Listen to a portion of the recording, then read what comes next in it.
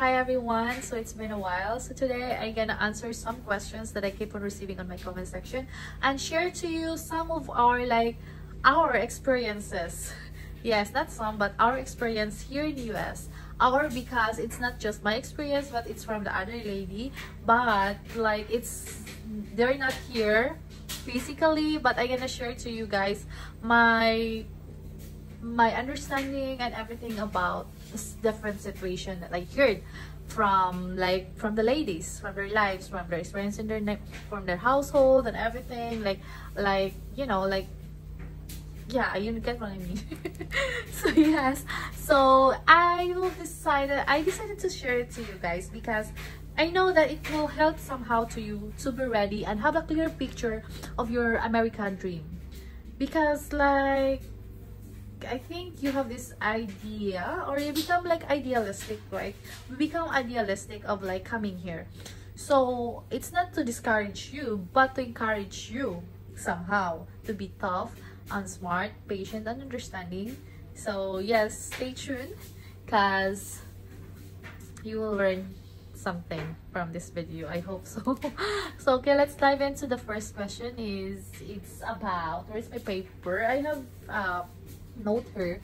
I don't know where I put it, so I'm sorry. So anyway, about the K2, I keep on receiving questions about it, but I already have uploaded a video about it. So yeah, and though I already I had the video uploaded that about that topic, but still receiving of the questions, then I keep on answering the questions, and now I'm like, okay, I'm gonna make a video again about that because I know some of the video won't reach in your, so just okay, I'm gonna make a video again so that it's not just for the sake of someone, it's for everyone.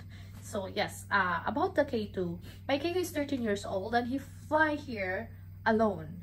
So the question is, how did I do that? All right, okay, so how did I do that? Before I fly here, he already have visa. So the question is the validity of visa. So the validity of visa is 1 year. The validity of medical examination is 6 months. So basically, before 6 months, if you don't want to spend another money for your medical examination, make sure that you leave your country before that time. All right. So yes, but if there's some other circumstances that happens that you cannot control, or anything, then if your medical examination expired but your visa is still valid, then you can undergo another medical examination. But the rest is, sometimes we don't know what will happen. Like for example, your medical examination here is clear now. Like one of our worry is the sputum, because there are lots of lots of cases na they don't have they never had a severe lung problem or cold or cough. They're healthy, they're doing this, their lifestyle is healthy, they're very active, but still they're undergo sputum test, sputum medication. So yes, so if I were you, before your medical examination expire, you fly, you leave your country.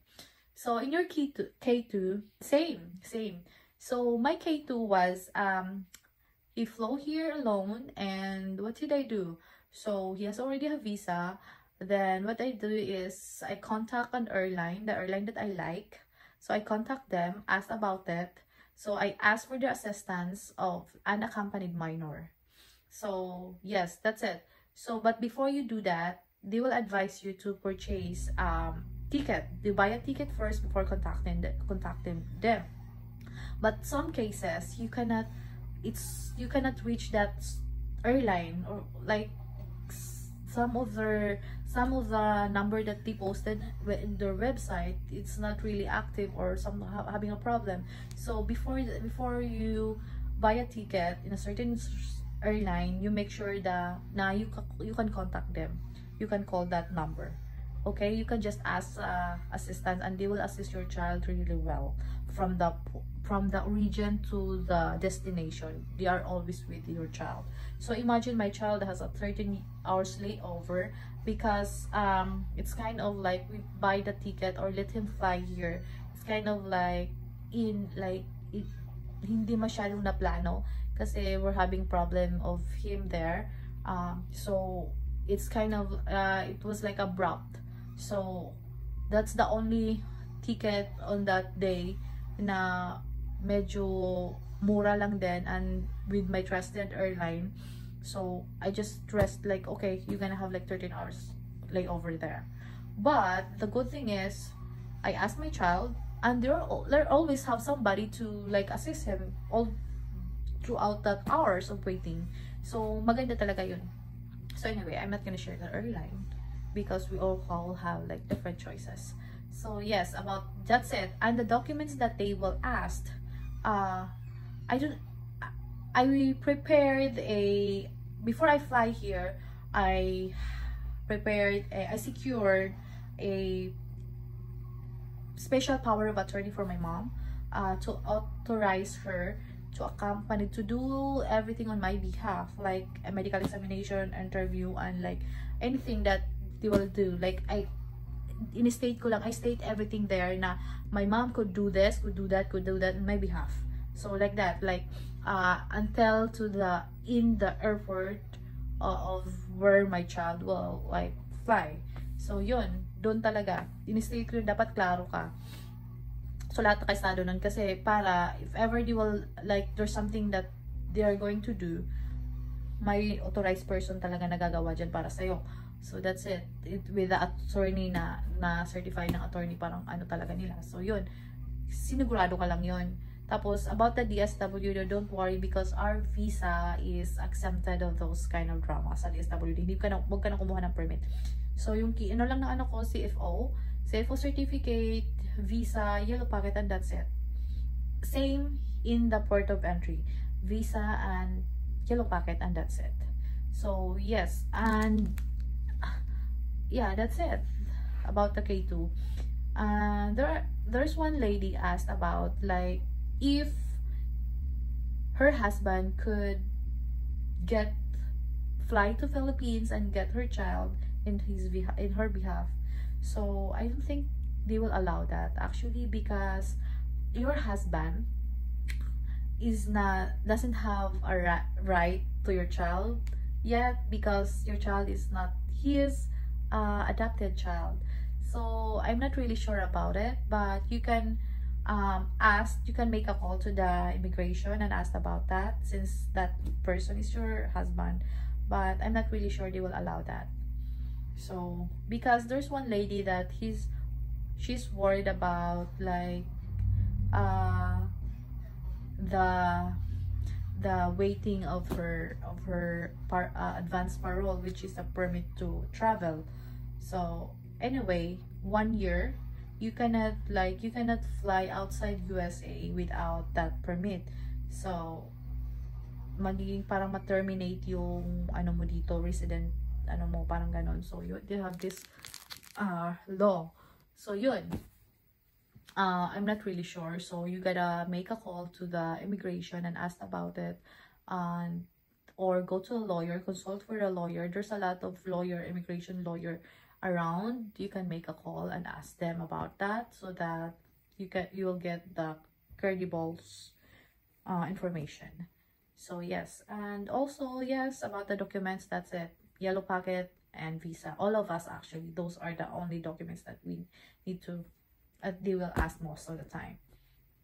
But what I did in my case, all of the documents, everything that I bring with me during my interview, I dinala ko din, but I put that in my carry-on luggage. Kasi if ever the officer will ask me certain documents, I can just easily pull that out from my luggage and give it to them and present it to them. So make sure na wag mong ilagay yung mga dokumento mo sa bagahe mo na chicken baggage. Don't put any documents in your chicken baggage, because there are some cases na they lost their luggage, or what happened to your luggage, and it's so hard to get those documents again. So it's better to put that with you, carry that with you in your carry-on luggage. Doon mo siya ilagay para sigurado and safe siya. Alright? Because hindi natin alam, we don't really know like they have this like different person has different like you know ways. So there are like cases na hinihingian ng ganito, hinihingian ng ganyan. Whatever they will ask, you can present that easily because you have those documents with you, right? So that's it. And so yeah, about the K2 and the documents thing, that's it. And yes, about coming here in US, we're kind of like idealistic in in certain things. So but I'm telling you guys, it's not like a bed of roses, or you're not a Disney princess here. So there's gonna be a changes. Like for example, in the Philippines, we used to we normally or easily go to a salon for like every 2 weeks to do some like crazy stuff on ourselves, or like pampering ourselves or everything like that. Like we spend like 5,000, 3,000, 2,000 like that, and it's kind of like easy for us to spend those amount of money. But you know what, when you got here, it's totally different, because even like 50 bucks, it's so hard to spend here, because somehow, in my case, that's on my case, right? My husband is such a giver. He is so generous to me. He gives everything to me. He spoiled me so much, really like crazy. He spent me he is kind of like a selfless kind of person, but he's a giver. He gives everything. He's such an amazing provider. But you know what, because of my concern, and I know that how he earned that money, I understand now, and I understand the value of that money here. I feel guilty every time. I feel like, not every time, but I feel somehow I feel guilty of spending that money in, you know, like just wants, not really needs. Especially if you're not like, you don't have your work, and that's the only person who's like providing in the household. Mapipil mo talaga na iba. And those kind of feelings are not just me who feel that.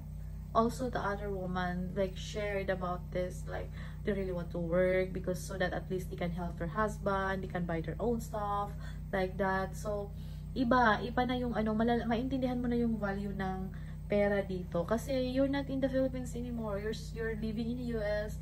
The currency here, you're spending that money here. So yeah, it's yung sinasabi nilang barya lang yan. Hindi, pera yan dito.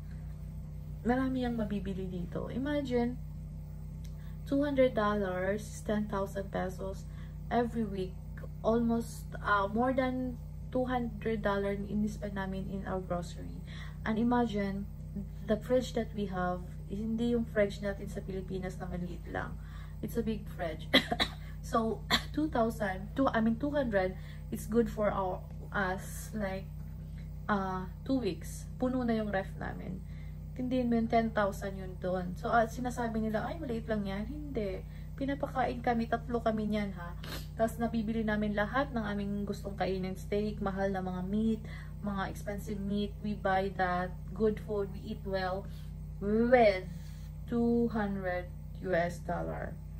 So, 2 weeks. 'Di ba? So, pera yan dito. Pero kung titipirin namin, kaya namin mag-spend ng $100 in a week. Pero because we're eating well, we spend that money. So, sinasabi ko, yung 10,000 sa atin, though, syempre, marami nang napapakain yan doon. Hindi lang 3 tao. Pero, dito, pera din yan. Yung parang yung value nandito, malaki din. Kasi biruin mo 2 weeks, so meaning 15 days. 'Di ba? Tapos puno na yung ref namin. Kumakain kami ng maayos. So yung value ng pera dito, iba. Tapos sabi pa nga nila, sabang nasa Pilipinas ka, kumain ka sa fast food ng kung saan gusto mo. Kasi pag nandito ka na, magigilty ka na minsan. Kasi yung presyo dito, pang isang bigas na, pang isang sakong bigas na yung sa isang pagkain lang. So, mahal dito, guys. Mahal siya dito. So, while you are in the Philippines, I advise you enjoy like those kind of stuff. do those, enjoy with your time with your family, because you never know how when you can fly back to your country and be with, like spend time with them. So yeah, enjoy mo yan dyan. Tapos kasi dito iba na, mag-iiba yung pananaw mo sa buhay, mag-iiba yung pananaw mo talaga. And about your the person that you're gonna be with, there are cases na they are living with their child, they are living like staying in one, like you know, like one roof with their children na malalaki na, yung dapat wala na sa kanilang poder, nandyan pa rin. Tapos minsan naman may mga yung mga magulang nandyan pa sa kanila, may mga ganun. Sa akala ko dati sa Asia lang yung nangyayari, or sa Pilipinas lang yung mga ganun, yung particularly in the Philippines, yung mga Asia na yung parang extended. Ngayon yung US parang nagiging ganun na din, yung parang nagiging na-adapt na nila yung mga ganung kultura, unti-unti nang nagiging ganun. Kasi I have this friend na yung anak ng lalaki, 2 anak, mga binata ano na talaga, may mga trabaho na, pero he wants them to stay with him in one house. And now inaaway si ate girl kasi ayaw daw ng stranger, parang gano'n, nahihirapan siya. But I asked her na bago ka ba pumunta dyan, alam mo na, kasi somehow mababasa mo yung sitwasyon eh, alam mo na yung makikita mo yung gano'n, kung ito maayos ba, ito makakasundo ko ba, ito ano ba, dapat ano mo, kasi dapat you have to discuss that with your partner, so that when you come here, at least napag-usapan nyo na yung ganon. Whatever happens, you can just tell him na, I told you about this, we talk about this. So, para hindi ka mag-suffer, kasi yung ano, alam mo, mahirap dito, kasi if ikaw lang dito, tapos ganun pa yung sitwasyon mo, alam mo, wala kang kapitbahay na makakaintindi sa'yo, wala kang, though may mga friend ka sa phone, pero malalayo. So, you can, like, you will feel like you're gonna be alone, so you're gonna be tough.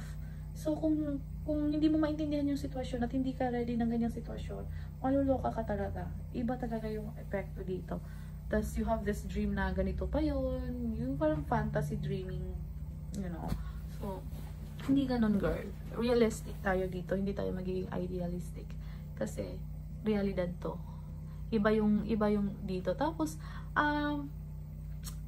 may mga ano din na yung parang bago kayo pumunta dito sa Amerika, alam nyo na ibang kultura dito. So you gotta have to adjust and understand. There are ladies out there na hindi sila ano na, ay hindi pwedeng, hindi ako kakain yan kasi damo yan. Hindi ako kakain yan kasi, oh you know naman, American loves salad. And sometimes there are other girls na complaining about it. Girl, at kung hindi mo yan makaya ngayon, at least naman itry mo, kasi it's kind of rude na hindi mo yun iano, na nandito ka na eh. So, hindi ko naman sinabi na i-switch mo agad yung lifestyle mo, but you have to adjust. I-try mo. Huwag kang magano na refuse ka kaagad na, ay, hindi ako kumakain yan, hindi kami kumakain ng ganyan sa amin. Okay? Wala ka sa inyo, nandito ka sa kanila. So, dapat mahalin mo, aralin mo yung kulturang ganito. So, kung hindi ka kumakain ng ganon, sanayin mo sarili mo. Tapos, may mga ibang babae din na gusto nila rice. Hindi naman masama yun. Pero what if nandun kayo sa bahay na kung saan walang rice, tapos mag-aano ka kasi hindi ka kakain kasi walang rice. Hindi naman pwedeng ganun. Dapat marunong ka talaga. Dapat marunong kang mag-adjust at makaintindi. And there are some other also like situation with your partner na you have to understand, because you both have different culture, and for sure that dude is trying to understand you also. And the key is you gotta communicate well. You have to say your feeling in a nice way. You have to communicate your feeling in a nice way to your partner. So dapat ganon, dapat hindi ka magmukmuk, kasi bawal dito yung magiging tampuhin ka. Kasi pag sinabi mong okay ka talaga sa isip nila. Though nalalaman nila na hindi ka okay, magtatanong yan, what's the problem, what's your tapos kung sabihin mo okay lang ako, wala, pero masama na yung loob mo, yun yung makakasira ng relasyon nyo. So dapat open ka talaga, sabihin mo yan. Excuse me, I'm having heartburn. So yes, sabihin mo talaga na ganito, in a nice way, pag-usapan nyo yan. Kasi masasabi ko, hindi lang ako yung naging ganon. There are like lots of ladies out there na I've been talking na yung ginano nila na first 2 months sa relasyon nila, mahirap talaga kasi iba tayo ng kinalikhan eh. Iba tayo ng kultura eh. So, mahirap talaga. So, you gotta be tough and understanding. Dapat ganun talaga mga kasiswang dyan. So, yes, that's all about the food and also like, dapat, kung prinsesa ka sa inyo, walang katulong dito. Walang katulong dito, so wag ka mag-complain. Kung burara yung asawa mo, kinalikihan na din nilang burarayan. Hindi inaburara na marumi sa kumakain ng madudumi, ganun, hindi. Yung parang burara na kung saan-saan nilalagay yung mga labahin, ganun. Because they grow up like that. Kasi busy sila dito, walang chill-chill ang buhay dito, walang ganun. So you gonna understand na kailangan mo yan kasi wala kang trabaho, kailangan mo linisin yung bahay, kailangan mo ligpitin yan. Kasi can be a partnership, magtulungan kayo. So wag mong isipin na inaano ka, yung kinakawawa ka or ginagawa kang slave dito, hindi. Pero, depende din yan kung sobra na, yung inutus-utusan ka na, iba na yon. Pero yung gawin mo yung mo in your own way, na, oy, dapat maglinis ako, dapat kasi may mga iba na, ay, sa Pilipinas wala akong ginagawa dito, parang ganun, ginagawa ko na lahat. Of course, married ka na, at also, wala din katulong dito, wala kang mama dito, wala kang nanay dito. So, dapat ganun, yung, normal naman siguro yung magiging mag-culture shock ka, pero, lawakan mo yung isip mo. Dapat malawak yung isip mo. Kasi, iba talaga dito eh. Yung iba yung picture natin. Wala, yung nasa movie na napapanood natin or hindi ganon. Hindi ganon yung life. So, you gonna be understanding, girl. And, meron din akong may kakilala din ako. Though matanda na din, may edad na din si ate. Yung niya, kinakomplain niya yung weather dito na malamig. Oh, nasa US ka, wala ka sa tropical country, so talagang may malamig talaga na season. So, dapat ready ka na gano'n na wag ka nang mag-complain kasi hindi man kontrolado yan ng asawa mo yung papaarawin ko ngayon. Lumabas ka araw, hindi man gano'n. So, yung parang nung nakikinig ako, pero parang din ako na nagbibigay kayo ng depression sa tao. Imbes na magtulungan kayo dahil sa mga masarado yung utak. Nakakasira kayo ng tao.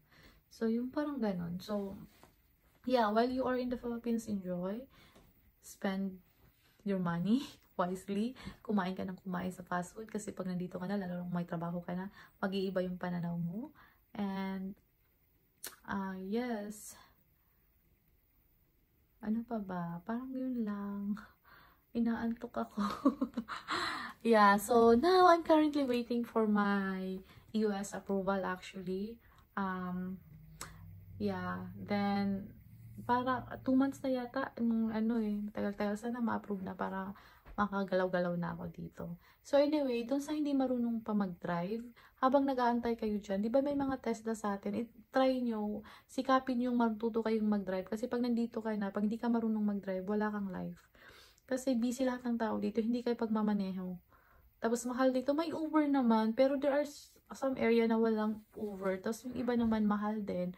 So, you gotta learn. At least you use your time like productively and wisely. Lang ganon. Tapos kasi talagang kailangan mo, driving here is a must. So, learning to drive here is a must. So, yeah, you gotta try and work from that. And yes, what else? Yes, dun sa pagkain, intindihin mo yung ugali ng asawa mo as long as hindi ka sinisigawan, inaano ka, yung hindi ka sinasaktan, intindihin mo at kausapin mo. Kasi magkaiba talaga, may iba-iba talaga. Tapos may din ako na nasa apartment lang sila nakatira. Hindi naman lang. Pero nasa apartment sila nakatira. So, obviously, hindi pa approve ni kuya yung bumili ng bahay, tapos si ate girl parang complain. Hindi dapat ganon. Dapat alam mo yung ganon. Kasi mahirap dito. Yung iba dito, paycheck to paycheck lang. Mahal. Yung may mga nga dyan na matatanda nasa nagtatrabaho pa sa grocery. yung nagkaka-share, syempre nakatayo yan. So, mahal dito, mahal yung mga bilihin dito. Kaya nga yung mga ibang mga AFAM, the other white dude or like foreign dude choose to live in Asia or like most particularly in the Philippines because it's cheaper there. The cost of living there is way cheaper than here because you know what, like let's say they have this 1,000 or like $2,000 na na pension. You cannot leave that money in here, like here, yeah, you cannot leave that money here. There's a lot of like pensioner out there that who's still working. So yung iba, yung mga pinipili nila doon kasi mas mura nga doon. So pag nandito ka, isipin mo na mahirap yung pera dito, mahirap. So dapat wag mong anuhin yung asawa mo na yung parang pinipilit mo yung sitwasyon na dahil yun yung nasa isip mo. Hindi, wag ganon, girl. Kasi marami akong nakakausap na ganun eh. Tapos, doon sa mga so mga, yung may mga natapos, ipa-apostil nyo yung nyo, ipa-read-ribbon nyo yung mga credentials nyo lahat. Kasi para, pag nag-apply ka dito, kasi minsan may hinihingi yan eh, yung parang from the, yung parang certification from yung parang may tatak. So yun, sa immigration, sa embassy, parang ganun. So ipa-read mo nyo yan. Alam nyo naman yan kung may mga kayong may mga natapos. Para pagkarating ninyo dito, wala nang problema. So yes, I think that's it for today. And yeah, have a good day everybody. Bye-bye!